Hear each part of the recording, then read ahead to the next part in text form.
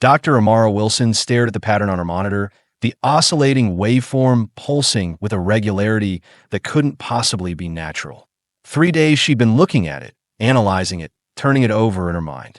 3 days of sleepless nights and coffee-fueled mornings in the subterranean control room of the Arecibo Observatory in Puerto Rico. It's not random, she whispered to herself for the 100th time. It's not random, and it's not one of ours.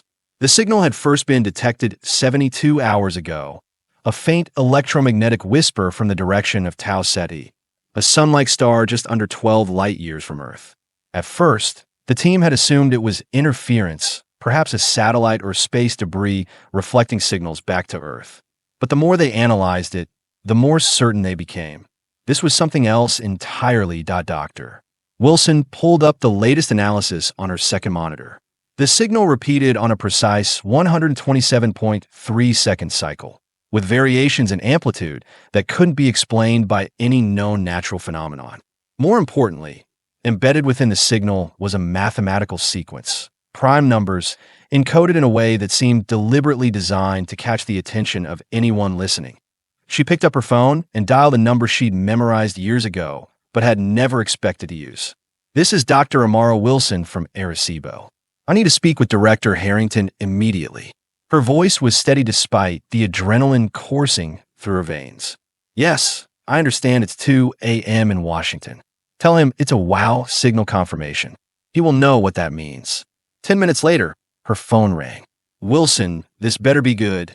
Director Harrington's voice was gruff with sleep. "Sir, we have detected an artificial signal from Tau Ceti. It's repeating, structured, and contains mathematical sequences. We have ruled out terrestrial origins, satellite reflections, and known cosmic phenomena." A pause. "You are certain?" "Yes, sir. The signal contains the first 20 prime numbers in sequence, followed by what appears to be more complex data we haven't decoded yet. This isn't random noise. Someone sent this." Another longer pause.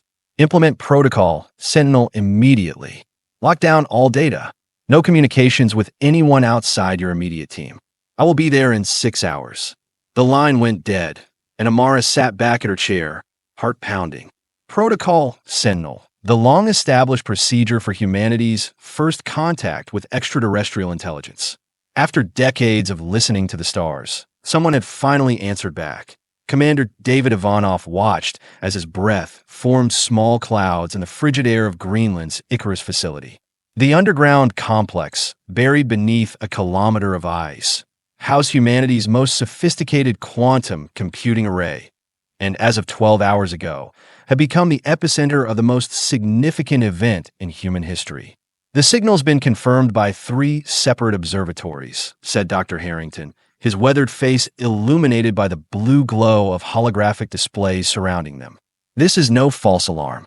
David scanned the room, taking in the faces of the hastily assembled team, 20 of the world's top scientists, linguists, cryptographers, and military personnel. All looked equal parts exhausted and exhilarated. "What do we know about the signal itself?" he asked Dr. Wilson, who had flown in from Puerto Rico with Harrington, stepped forward. Dark circles ringed her eyes, but her voice was clear and confident. "It begins with a mathematical hello, prime numbers, the value of pi to 30 decimal places, the fine structure constant. Universal constants that any technologically advanced civilization would recognize." She pulled up a visualization of the signal. But that's just the introduction. The bulk of the transmission is much more complex. A data packet that repeats every 127.3 seconds. "We believe it contains some kind of message. A message we can't decode," added Dr. Harrington. "Yet," corrected Dr. Wilson. "We can't decode it yet." David nodded slowly. A former Air Force pilot turned NASA astronaut, he had been selected to head the Icarus facility due to his unique combination of technical expertise and crisis management skills. Now, those skills would be put to the ultimate test. What about the source? Do we know anything about Tau Ceti? Dr. Sumita Patel, the team's astrophysicist, brought up a star chart. Tau Ceti is a G-type main sequence star, similar to our Sun but older and slightly less massive. We have known for decades that it hosts at least 5 exoplanets, 2 of which orbit in the habitable zone.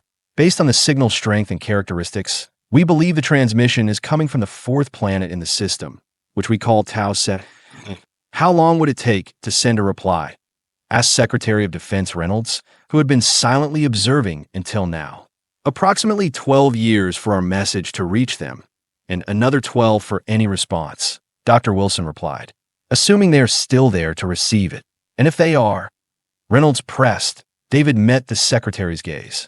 Then we need to decide what to say. And who speaks for Earth? The news broke 3 days later, not through an official announcement, but via a leaked memo from within the European Space Agency. Within hours, social media exploded, stock markets fluctuated wildly, and religious leaders around the world issued statements ranging from apocalyptic warnings to calls for universal brotherhood. In the midst of the chaos, a hastily formed United Nations Special Committee convened in New York, with representatives from all member nations. The Icarus team presented their findings via secure video link, carefully omitting certain details about the signal's contents, particularly the parts they had begun to decode but didn't yet fully understand. The signal appears to be an invitation, Dr. Wilson explained to the assembled delegates. Based on the mathematical patterns and the contextual markers we have identified, we believe the senders are providing us with information about themselves and requesting a response. An invitation to what? Exactly? Asked the Chinese representative, her expression guarded.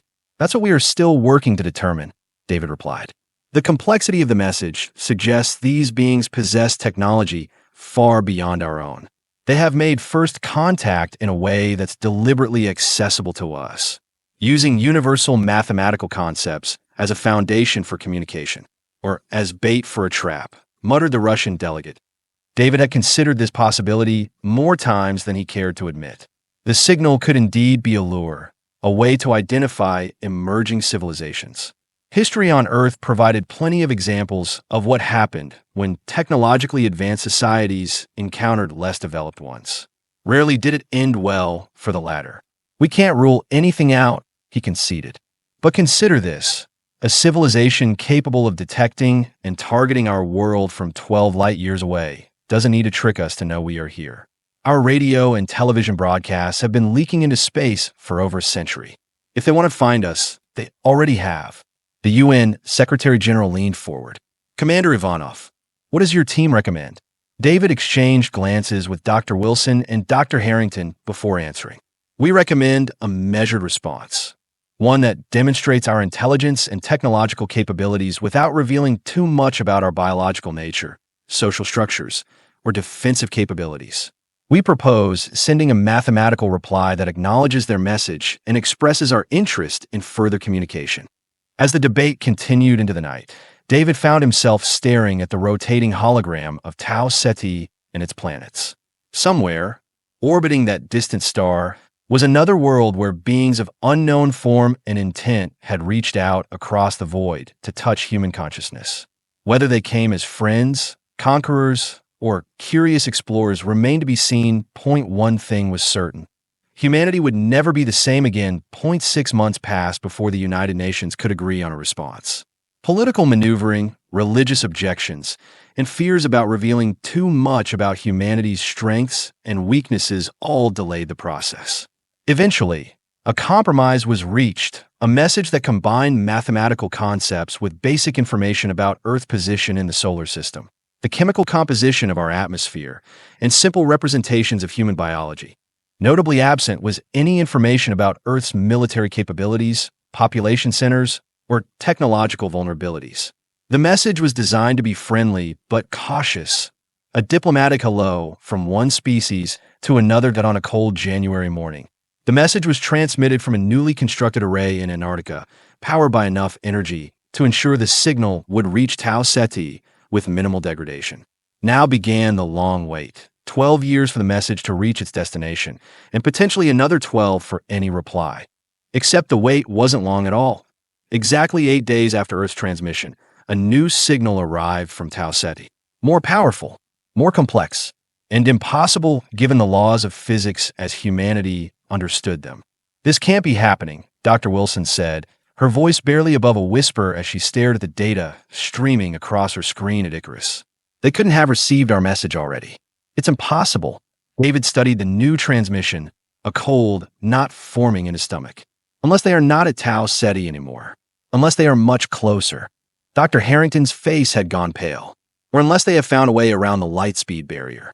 The implications were staggering. Either the aliens had technology so advanced they could communicate faster than light, overturning one of the fundamental laws of physics, or they were much closer to Earth than originally believed.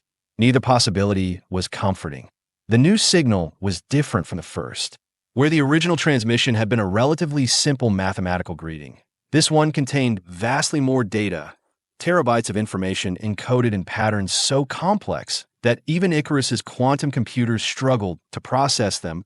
As the first decoded segments appeared on their screens, the team fell silent. There, rendered in perfect detail, was a three-dimensional model of Earth's solar system. Not just the planets and their orbits, but thousands of satellites, space stations, and even individual spacecraft currently in transit between worlds. "They know exactly where we are," whispered Dr. Patel, "and they're watching us." The next segment contained something even more disturbing. A schematic diagram of what appeared to be a propulsion system unlike anything humans had ever conceived, a machine that warped space-time itself to achieve faster-than-light travel. "It's a gift," said Dr. Wilson, her eyes wide with wonder. "They are giving us the stars, or ensuring we develop exactly as they want us to," countered David. "Technology this advanced could be designed to fail catastrophically once we have invested resources in building it. Or it could contain backdoors that allow them to control or disable it remotely." "You are being paranoid," Dr. Wilson shot back. "I'm being cautious," David replied evenly. "Humanity has one shot at this. If we make the wrong decision, there might not be a second chance." As they argued, more of the signal decoded. Images of what were unmistakably alien beings appeared. Tall, slender forms with 4 limbs and elongated heads, their skin a pale blue that seemed to shimmer with bioluminescence. They moved with fluid grace in what appeared to be the interior of a massive spacecraft. The final segment of the message contained coordinates in deep space, roughly halfway between Earth and Tau Ceti, and a date. August 17th, 2044, just over 5 years away. "They want to meet us," breathed Dr. Wilson. David stared at the coordinates, mind racing. "No, they're already on their way, and that's where our paths will intersect. They have been traveling toward us since before we detected their first signal." The revelation that an alien vessel was already en route to the solar system changed everything. Emergency sessions of the UN Security Council were convened, military assets around the world were placed on high alert, and a crash program to develop space-based defensive capabilities was initiated under the codename Aegis Shield. Meanwhile, the scientific community divided into factions. One group, led by Dr. Wilson, advocated for embracing the technological knowledge shared in the alien transmission. They argued that the schematics for FDL travel represented an opportunity to advance human technology by centuries in a single leap. Another faction, including David and Dr. Harrington, counseled restraint, warning that implementing alien technology without fully understanding it could lead to disaster. "We don't even know if their physics works the same in our bodies," David argued during a particularly heated meeting of the Icarus leadership. "What if building this drive creates a tear in space-time that swallows the Earth? What if it's designed to fail and release energy equivalent to a supernova? And what if it works exactly as described?" countered Dr. Wilson. "What if they are offering us a genuine gift? The ability to reach the stars in our lifetimes instead of generations? Are we going to reject that out of fear?" The debate raged for months, even as preparations continued for the potential encounter at the designated coordinates.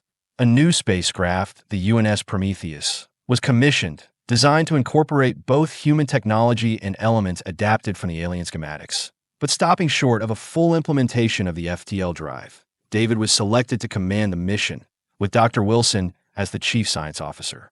Despite their differences, both recognized the historic importance of the task before them, and the risks involved as the launch date approached. David found himself standing on the observation deck of the lunar shipyard where the Prometheus was undergoing final preparations. The sleek vessel, over 300 meters in length, represented the pinnacle of human engineering. Enhanced by glimpses of alien technology they dared to incorporate. Dr. Wilson joined him at the viewport, her reflection ghostly in the transparent aluminum. "It's beautiful, isn't it?" she said softly. "The first ship humans have built that might truly be capable of interstellar travel." David nodded, unable to deny the majesty of the vessel despite his reservations. "I just hope we are not making a mistake we can't undo." She turned to face him. "You still don't trust them." "I don't trust what we don't understand," he corrected. "And we understand precious little about these beings. Their technology, their biology, their social structures, their motivations. It's all alien to us in the most literal sense. That's what this mission is about," she said, "learning to understand and surviving the lesson." He added, 3 weeks later, the Prometheus departed Earth orbit, carrying a crew of 30 scientists, engineers, linguistic specialists, and military personnel toward humanity's first face-to-face encounter with an alien civilization. The journey would take 8 months, pushing the ship's experimental drive to its limits as Earth dwindled to a blue dot behind them. David recorded a personal log entry, knowing it might someday be studied by future generations, assuming there were future generations to do the studying. We depart as representatives of humanity, venturing into the unknown to meet beings from another world. We carry with us the hopes, fears, and dreams of our species. Whatever awaits us at the rendezvous coordinates will forever change what it means to be human. I only pray we are ready for that change. The UNS Prometheus reached the rendezvous coordinates 3 days ahead of schedule, its engines performing beyond even the most optimistic projections. They arrived in an empty region of space, no planets, no stars within immediate visual range, just the endless void punctuated by distant pinpricks of light, and they waited. Hours stretched into days with no sign of the alien vessel. Tension aboard the Prometheus mounted as theories circulated among the crew. Perhaps the aliens had changed their minds, or the message had been misinterpreted, or worse, it had all been an elaborate trap to lure Earth's most advanced ship and minds far from home. That on the 7th day, as David was considering the possibility of returning to Earth, Dr. Wilson burst onto the bridge, her face flushed with excitement. "We got something." Gravitational anomalies forming approximately 500,000 kilometers off our starboard bow. David activated the ship-wide alert system. "All personnel to stations. First contact protocols are now in effect." The main view screen shifted to show the region of space where the anomalies were detected. At first, there was nothing visible, but then the stars behind that section began to distort, as if being viewed through rippling water. A shimmering effect spread across an area several kilometers in diameter. And then, suddenly, it was there. The alien ship materialized as if stepping through an invisible doorway, the fabric of space parting to admit its passage. It was enormous, at least 2 kilometers in length, with a design that defied conventional engineering. Instead of the utilitarian aesthetics of human spacecraft, this vessel appeared almost organic, its hull flowing in curves and spirals that seemed as much grown as built. "My God," breathed Dr. Wilson. "It's beautiful." David gave orders to maintain position and activated the communications array. "This is Commander David Ivanov of the United Nations ship Prometheus, representing Earth. We come in peace and friendship." For several minutes, there was no response. Then, every screen on the Prometheus flickered simultaneously, and a face appeared, one of the blue-skinned beings they had seen in the transmitted images. Up close, its features were more alien than human, with large, multifaceted eyes that shimmered with an inner light, and what appeared to be breathing gill slits along the sides of its elongated neck. When it spoke, the sound came not from the ship's speakers, but seemed to manifest directly in the minds of everyone aboard, a telepathic communication that somehow translated into each person's native language. "We are the Lumina," the being said. "We have awaited this moment for many cycles. The children of Earth have finally found their way to the stars." David felt a chill at the phrase "children of Earth," but maintained his composure. "We are honored to meet you. Your message reached our world and inspired us to journey here. We have many questions." "As do we," replied the Lumina representative. "But words alone are insufficient for true understanding. We propose a direct exchange, representatives from both our species, meeting face-to-face aboard a neutral vessel we will create between our ships. It It was exactly the scenario they had prepared for and feared. Direct contact meant potential exposure to unknown biological agents, possible abduction, and vulnerability to technologies they couldn't comprehend. Protocol dictated caution, limited exposure, and the absolute priority of the crew's safe return to Earth. But Protocol had never anticipated an encounter quite like this. "We accept your proposal," David said, after a moment's consideration. "But we must establish safety parameters for the meeting." "Of course," the Lumina agreed. "We understand your caution. It is wise. Prepare your representatives. The meeting place will be ready within one rotation of your planet." 24 hours later, David led a team of 5 from the Prometheus toward the neutral vessel that had emerged between the two ships. The structure was unlike anything humans had designed, a translucent bubble-like sphere that seemed to exist partially in normal space and partially elsewhere. The effect was disorienting, but the Prometheus's sensors confirmed it contained a breathable atmosphere and Earth-normal gravity. Dr. Wilson, walking beside David in an environmental suit, a precaution he had insisted upon despite the Lumina's assurances of safety, couldn't contain her excitement. "Do you realize what this means? They have created a structure that exists simultaneously in multiple dimensions. The physics implications alone are revolutionary." "Let's focus on diplomacy first, revolutionary physics second," David replied, though he too was awed by the achievement. The team also included Dr. Patel, a linguist named Dr. Kazuo Yamamoto, and Major Alicia Washington, the ship's security chief. As they approached the entrance to the sphere, a section of its surface rippled and parted, creating an opening.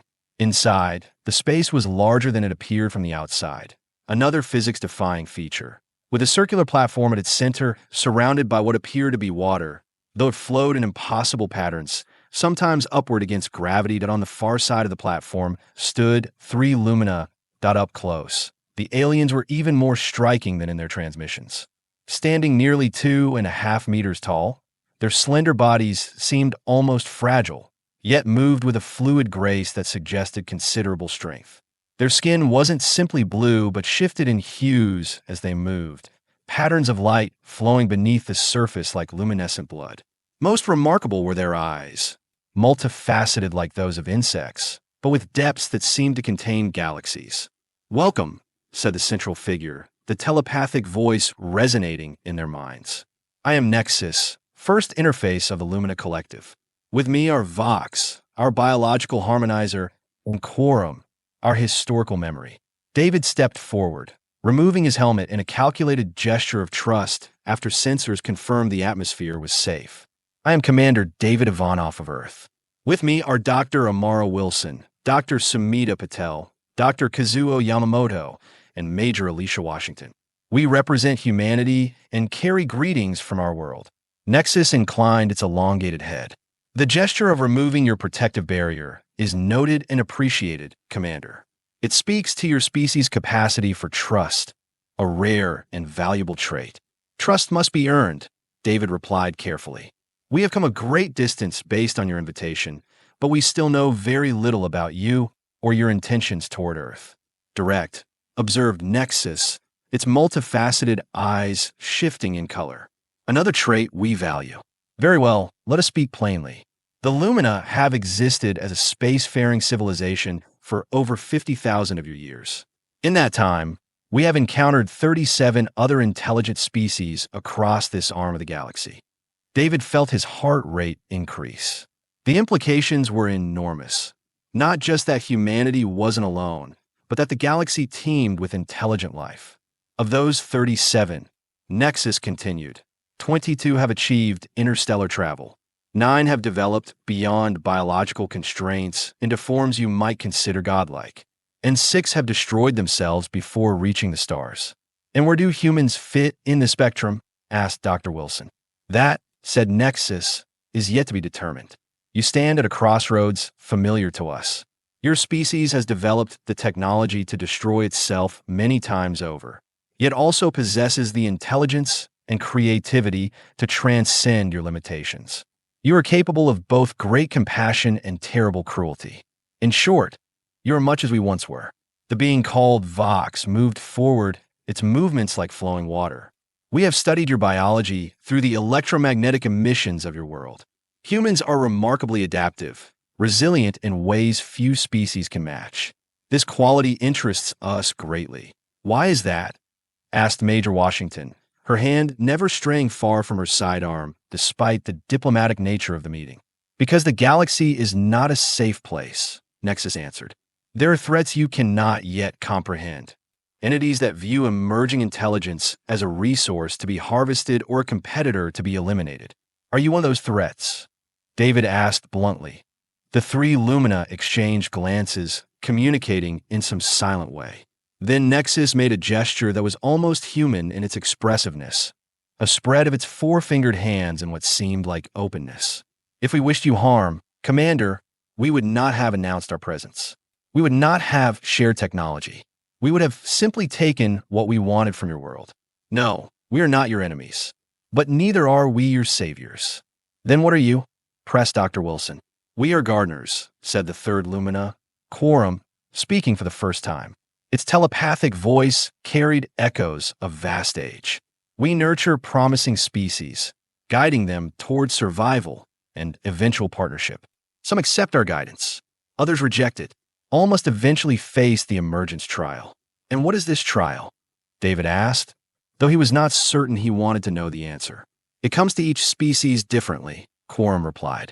For some, it is a natural disaster that threatens extinction. For others, a technological singularity that challenges the very definition of their being. For still others, first contact with a hostile intelligence. The form varies, but the essence is the same. A crisis that tests whether a species can transcend its limitations and survive in a universe indifferent to its existence. And you believe such a trial awaits humanity. We know it does, said Nexus. It approaches even now. That is why we have revealed ourselves to you, why we have shared certain technologies. The question is not whether humanity will face its trial, but whether you will recognize it when it comes, and how you will respond. Dr. Wilson stepped forward, her scientific curiosity overcoming her caution. The faster-than-light technology you shared with us, is that meant to help us survive this trial? It is one tool that may prove useful, Nexus acknowledged. But tools alone cannot save a species that lacks the wisdom to use them properly. The Lumina gestured to the flowing water surrounding the platform. Observe. The liquid rose and coalesced into a three-dimensional image of Earth, rotating slowly in the air before them. As they watched, the planet's surface changed, showing various potential futures. Some in which human civilization flourished and expanded to other worlds, others where war, environmental catastrophe, or technological disaster led to extinction. These are not prophecies, Nexus explained. They're possibilities. The path humanity follows will be determined by choices made in the coming decades. We cannot and will not make these choices for you.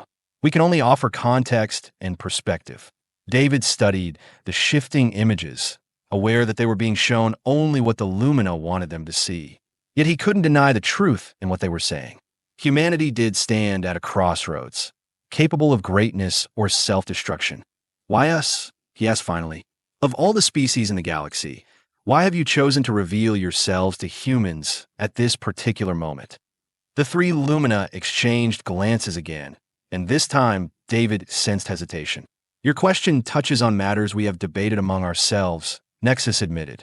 There are those among our collective who believe humanity is too volatile, too unpredictable to trust with the knowledge we possess. Others see in you qualities we value: adaptability, creativity, resilience in the face of adversity. And what do you believe? Pressed David.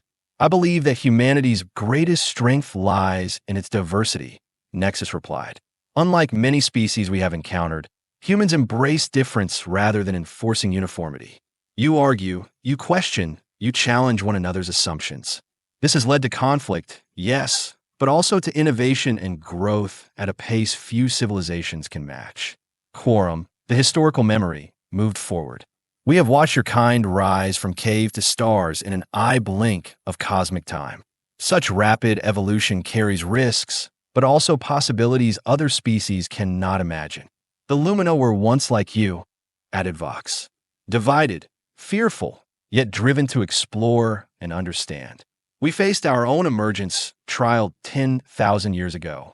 It nearly destroyed us. What remained was changed, unified in purpose if not in thought. We believe humanity has the potential to achieve even more if you survive. And if we don't, asked Major Washington, then the galaxy will continue without you. Nexus stated simply, as it has without countless others who failed their trials. The universe is indifferent to survival or extinction. Only those who exist within it care about such distinctions. The bluntness of the statement hung in the air. David found it oddly refreshing. There was no false comfort here, no patronizing reassurance. The Lumina were treating them as equals, capable of facing hard truths. What happens now? David asked. You have shown yourselves, shared technology, warned us of some coming trial. What is the next step in this relationship between our species? That, said Nexus, is for humanity to decide. We offer knowledge, perspective, and limited guidance. We do not seek to control your development or dictate your choices. We have established a permanent monitoring station at the edge of your solar system. Those who wish to learn from us may come there. Those who wish to be left alone will be respected. And the technology you have shared, asked Dr. Wilson, the faster-than-light drive schematics, are genuine and functional, Nexus confirmed, though we have omitted certain refinements you will need to discover independently. Consider it a test and a safeguard. A species that can successfully develop FTL travel based on our schematics will have demonstrated the necessary caution and understanding to use it wisely. David nodded slowly. It was, in its own way, a reasonable approach, neither abandoning humanity to face the universe alone, nor handing over technologies that could be misused. The Lumina were treating humans like talented but untested apprentices, offering enough knowledge to progress, but withholding the most dangerous secrets until they prove themselves ready. We will convey your message to Earth, he said. I cannot promise how it will be received. Some will welcome your presence and guidance. Others will fear or resist it. As is natural, Nexus acknowledged. We expect nothing less from a species as diverse as yours. All we ask is that you remember this. The universe is vaster and more complex than you can yet comprehend. Earth is not isolated, and humanity's actions now will echo across time and space in ways you cannot imagine. Choose wisely, Commander Ivanov. The future of your kind depends on it. The journey back to Earth was tense and contemplative. The encounter with the Lumina had left the crew of the Prometheus with more questions than answers, along with terabytes of data to analyze and the weight of a message that would forever change humanity's understanding of its place in the cosmos. The Doctor Wilson spent most of her time in the ship's laboratory, examining the additional technical information the Lumina had provided during subsequent meetings. The aliens have been generous with knowledge in certain areas, particularly medicine, environmental science, and theoretical physics, while remaining guardedly vague about others, especially weapons technology and the full capabilities of their FTL drive. They are being selective, she told David during one of their daily briefings, giving us enough to advance significantly, but not enough to leapfrog stages of development they consider crucial for our moral evolution, whatever that means. David nodded, studying the star charts the Lumina had shared, which showed the positions of other intelligent species in their section of the galaxy.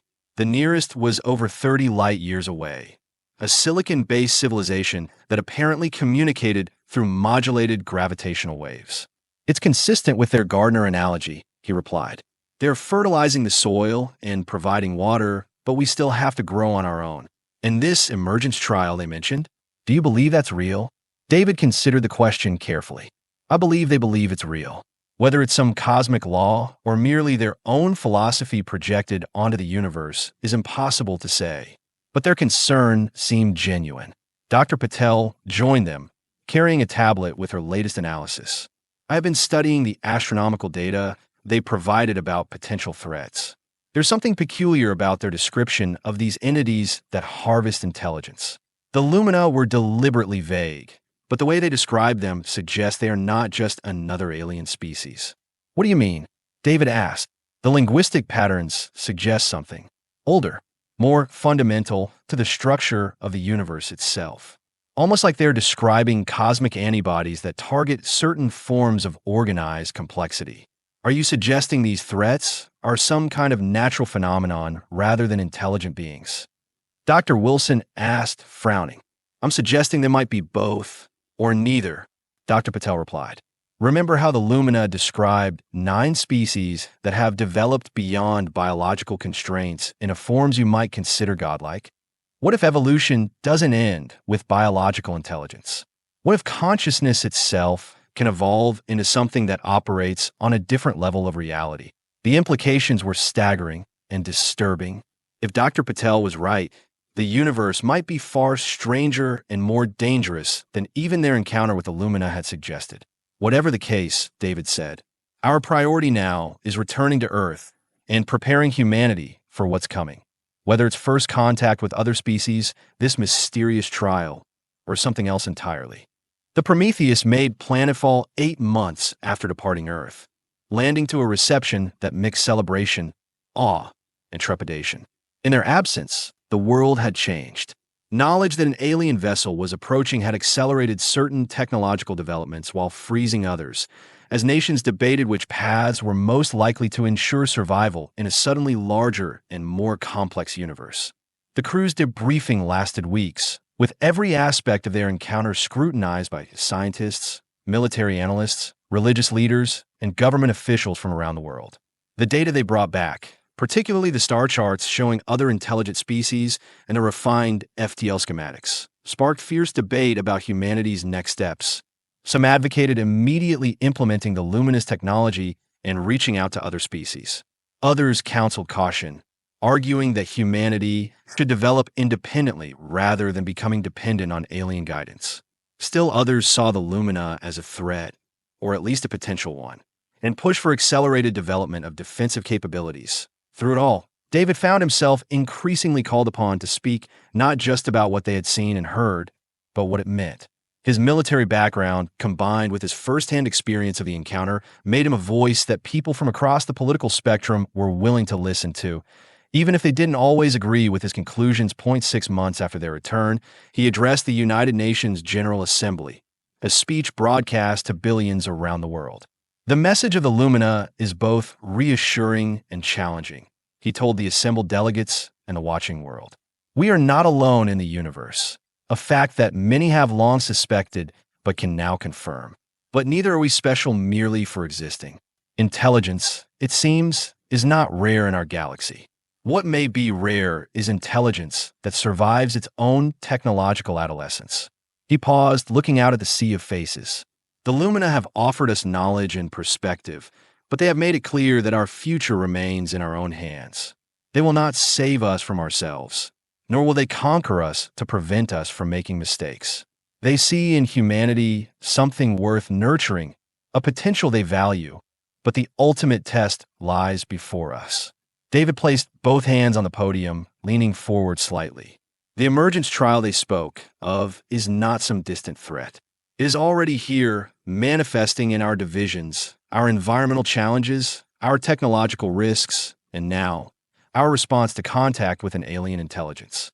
How we face these challenges, together or separately, with wisdom or recklessness, will determine whether humanity joins the galactic community as a full partner or becomes another failed experiment in a cosmic laboratory. The hall was silent as his words sank in. He could see the weight of responsibility settling on the shoulders of world leaders, scientists, and ordinary citizens alike. I have seen the technology of the Lumina, technology so advanced it appears magical by our standards. I have communicated with beings who have explored the stars for 50,000 years. And yet, what impressed me most was not their power, but their perspective. They understand something that we are only beginning to grasp. That intelligence is precious not because it is rare, but because of what it can become when it transcends its own limitations. He straightened, his voice growing stronger. Humanity has spent its existence looking inward, or, at best, toward the boundaries of our own solar system. Now we must lift our gaze further to the stars and beyond, not out of fear, not out of greed, but out of the recognition that we are part of something larger, a cosmic story that began long before us and will continue long after. Our chapter in that story is just beginning. 1 year after David's address to the United Nations, The first human outpost was established at the edge of the solar system, near the Lumina monitoring station. Named Nexus Point, after the Lumina representative who had first welcomed humanity to the galactic community, it became a center for scientific exchange and diplomatic relations. Dr. Wilson was appointed as the outpost director, her initial skepticism having evolved into a measured optimism about humanity's relationship with the Lumina. Under her leadership, Nexus Point became a beacon for human achievement, a place where scientists from around the world collaborated to understand and adapt the knowledge the Lumina shared. Meanwhile, back on Earth, the implementation of Lumina-inspired technologies had begun to transform human society. Medical advances eliminated diseases that had plagued humanity for centuries. New energy sources reduced dependence on fossil fuels, helping to heal the environmental damage of previous generations. The first prototype FTL drive, though limited in range compared to the Lumina vessels, successfully transported a robotic probe to Alpha Centauri and back in a matter of weeks rather than decades. But perhaps the most profound change was psychological. The confirmation that humanity was part of a larger galactic community, and that this community contained both wonders and dangers, had shifted humanity's perspective. Nations that had been adversaries found common ground in the face of a universe that suddenly seemed both more wondrous and more threatening. Resources once dedicated to conflict were redirected toward survival and advancement. Not all embraced this new reality, of course. Some retreated into denial or fear, choosing to reject the evidence of their own eyes rather than accept a universe that challenged their beliefs. Others saw opportunity in chaos, exploiting uncertainties for personal gain. But they were a dwindling minority, their voices increasingly drowned out by those who looked to the future with determination rather than dread. 5 years after the Prometheus's return, David found himself back at Icarus, now expanded into Earth's primary research facility for Lumina technology integration. Dr. Harrington, his hair now completely white, met him at the entrance. "You picked a good day to visit," the older man said, leading David through security checkpoints. "The final integration tests for the Horizon Drive are scheduled for this afternoon. If successful, the UNS Odysseus will be ready for its maiden voyage to Tau Ceti within a month." David nodded, feeling a mix of pride and trepidation. The Odysseus represented humanity's first true interstellar vessel, larger than the Prometheus, incorporating more Lumina technology and designed specifically for the journey to the Lumina homeworld.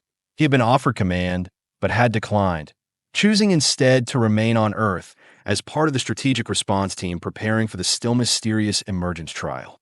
"Have we made the right choices, Thomas?" he asked as they entered the observation room, overlooking the massive engineering bay where the Horizon Drive pulsed with contained energy. "Embracing their technology, reaching out to other worlds? Sometimes I wonder if we're moving too quickly." Dr. Harrington considered the question. 20 years ago, I would have counseled more caution. But now, he gestured toward a screen showing real-time data from deep space monitoring stations. "We know there are at least 3 other spacefaring species within 50 light-years of Earth. 2 appear benign, 1 does not. The galaxy is a wilderness, David, not a garden, despite what the Lumina would have us believe. Staying isolated isn't an option anymore." Before David could respond, Dr. Wilson entered, her face alight with the excitement that had become her trademark at Nexus Point. "You are both just in time," she said. "We have received a new transmission from the Lumina Collective. They are confirming the rendezvous coordinates for the Odysseus. But there's something else, something they haven't shared before." She activated a holographic display in the center of the room. A 3-dimensional star map appeared, showing not just the local cluster, but a significant portion of the Milky Way. Throughout the map, pulsing lights indicated the positions of known intelligent species, far more than the Lumina had previously revealed. "There are hundreds of them," breathed David, staring at the display in awe. 417 confirmed civilizations at or above our technological level," Dr. Wilson confirmed, "and 28 that have achieved what the Lumina call transcendence, evolution beyond physical form." Dr. Harrington adjusted his glasses, studying the distribution pattern. "They're not random. Look at the clustering. They form a network, with empty regions between them. The Lumina call those empty regions desolation zones," Dr. Wilson explained. areas where intelligent life emerged but didn't survive its emergence trial. Some died by their own hand: nuclear war, environmental collapse, AI uprising. Others fell to external threats. Why show us this now? David asked a doctor. Wilson met his gaze. Because they have detected signs of activity at the edge of our local cluster. Activity consistent with what they call harvesters.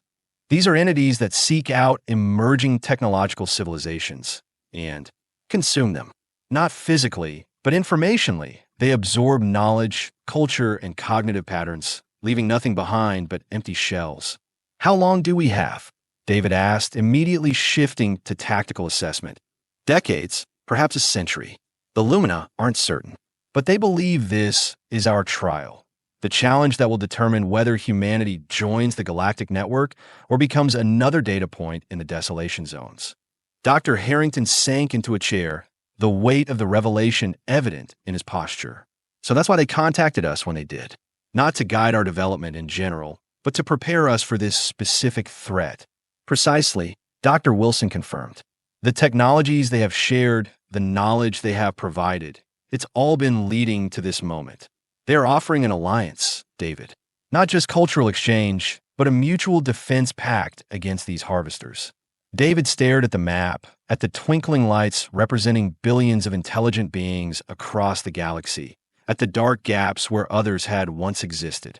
He thought of Earth, beautiful, fragile, divided yet unified by the shared experience of being human. He thought of the Prometheus mission of standing face to face with beings from another world. He thought of all that humanity had achieved in the years since, and all that remained to be done. Tell them yes, he said finally. Humanity accepts their alliance. But also tell them this: we will not simply follow their lead. We will bring our own strengths, our own perspectives to this fight. If these harvesters seek to consume knowledge and culture, they will find in humanity something they have never encountered before. And what's that? Asked Dr. Harrington. David smiled, a determined, almost fierce expression that spoke of humanity's indomitable spirit. A species that has faced extinction dozens of times throughout its history and refused to surrender. A species that thrives on diversity rather than uniformity, that finds strength in differences rather than weaknesses. A species that has always found a way to survive against impossible odds. He turned to face the window, looking out at the horizon drive that would soon carry human explorers to distant stars. The Lumina may be older, wiser, more technologically advanced, but humanity has something they need, something they recognized in us from the beginning.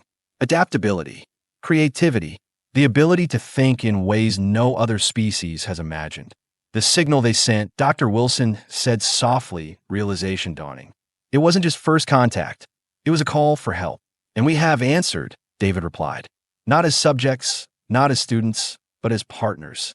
Whatever comes next, we face it together, as one species among many, but with our unique human perspective intact.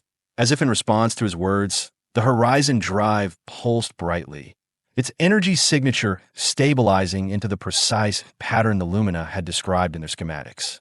Humanity's pathway to the stars was open, and with it, a new chapter in the story of a species that had begun with curious primates gazing upward at the night sky, wondering what lay beyond. The journey ahead would be dangerous, the outcome uncertain. But uncertainty had always been humanity's natural environment, danger its constant companion. From the first humans who ventured out of Africa to explore a hostile world, to the pioneers who would now carry Earth's legacy to distant stars, risk and reward had always been inseparable companions. As David watched the final preparations for humanity's boldest step into the cosmos, he felt a sense of profound connection, not just to his fellow humans, but to all intelligent life that had ever looked up at the stars and wondered, are we alone? The answer was now clear. No, never alone. Part of something larger, grander, more complex than any single species could comprehend. The single mysterious radio signal that had started this journey had led humanity to its rightful place in the universe. Not at the center, not at the pinnacle, but as one voice in a vast, ancient conversation that spanned the stars. And in that conversation, humanity would speak with its own unique voice, contribute its own distinctive perspective, and fight with its characteristic determination to ensure that the flame of consciousness continued to burn bright across the cosmos. Far above, beyond Earth's atmosphere, the stars beckoned, and humanity, at last, was ready to answer their call.